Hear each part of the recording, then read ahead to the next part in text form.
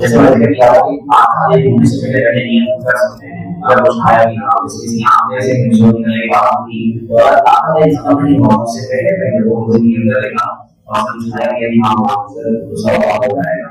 दूसरी बात, अगर रात की नींद में सो रहा है तो दूसरा होगा वो रखा है।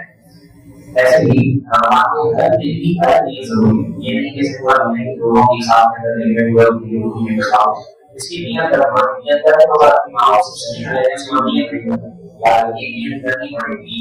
नियत करके हर रोज की नियत करना जरूरी है।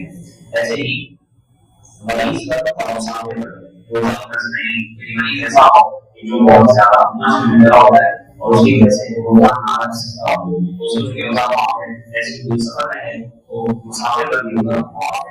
अगर वो किसी और रोजे की नियत से होगा कि इंसान का कोई खाना का ऐसी नहीं होगा।